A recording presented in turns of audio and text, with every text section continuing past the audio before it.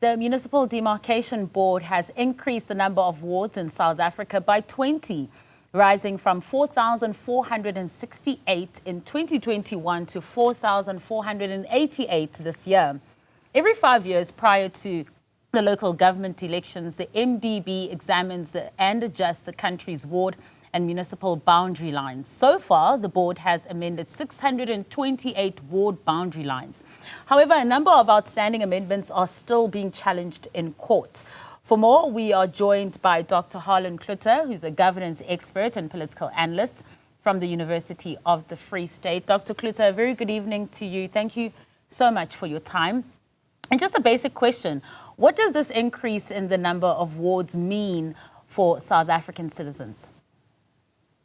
Good evening to you, and good evening also to the viewers. You know, an increase, a municipality delivers services to communities in a defined area. So what we have in this country is wall-to-wall municipalities, and in every municipality it's a ward-based system.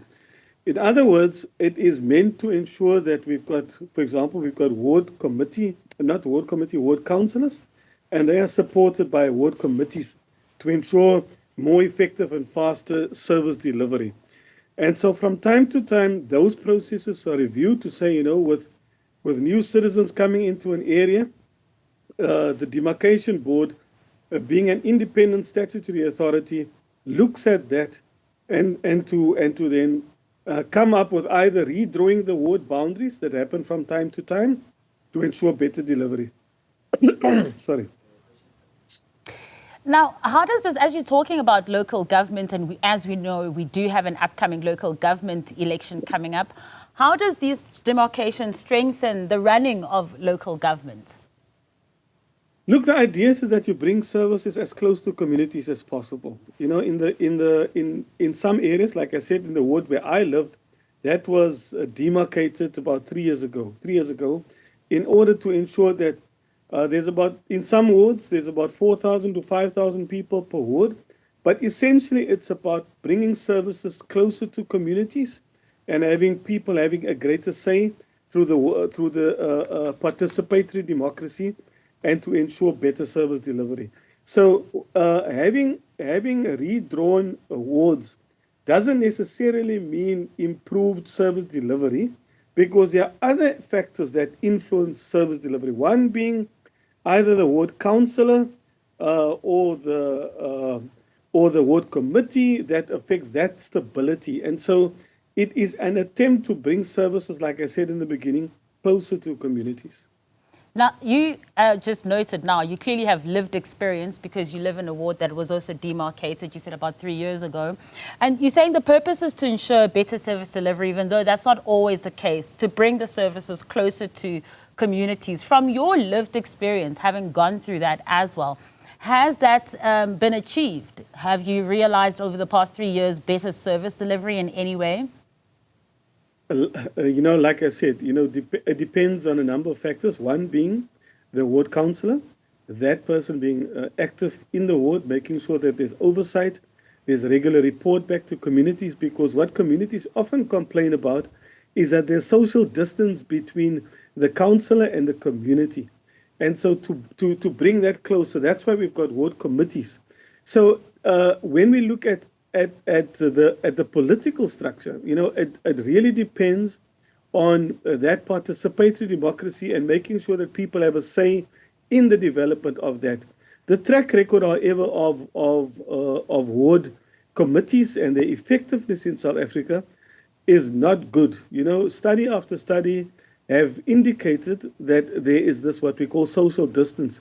We've had so many programs of local government. We had the Back to Basics program, and most of these programs, the premise of these programs is that we need government that is more responsive and a ward committee and a ward councillor that responds to the needs of the people in that particular ward.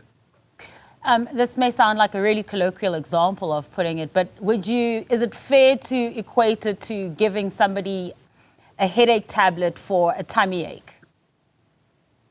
The problems of municipalities, like we said so many times, is complex. It's about the financial sustainability, it's about performance. And so, like I said, it's about making sure that you respond to the needs, and that need may come from the municipality themselves to say, listen, maybe it is better to have a look at this ward. Maybe we split this ward, because it's about making sure that the geographics of that area is also responded to.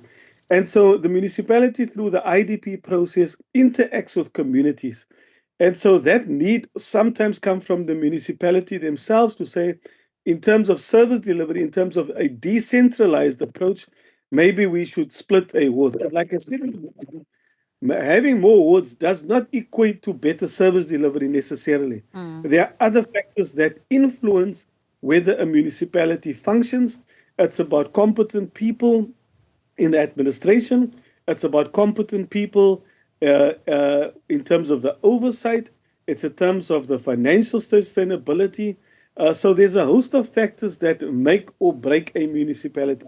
The number one thing, of course, is leadership, ethical and accountable leadership, and how a municipality narrows the gap between rich and poor citizens in the area. Yeah, so much more needs to be done. And this adds on to the number of municipalities. And we know, as we've said now, Dr. Cloete, that the bulk of our municipalities aren't doing so great. Is this just adding onto the number of dysfunctional municipalities if we don't focus on the problem of leadership as well? Look, we come from 800 plus. Before this form of local government that we have, we had about 800 plus municipalities. And the logic was that we've got 257 municipalities now, is that if you combine towns that share resources, that we would have effective. Some would argue that, if you look at the European model, for example, in terms of their local government, it is smaller, and more. In our case, we have opted for moving from 800 plus to 257. In the area where I live, for example, Paarl and Wellington, we had two mayors with less than 10 kilometers away from another. And so it's about amalgamating those services. Often those at the periphery, however, complain, because a municipality is normally centered around one or two big towns and then the periphery. In the old days, the peripheries had their own local government, and some would even argue that that was a better system because a smaller meant greater contact with the people. Now we've amalgamated many municipalities, and the jury is still out whether that is more effective. And we shall wait and see for that. Dr. Cloete, thank you so much for clarifying and explaining this to us. Appreciate your time. That is governance expert and political analyst, Dr. Cloete from the University of the Free State.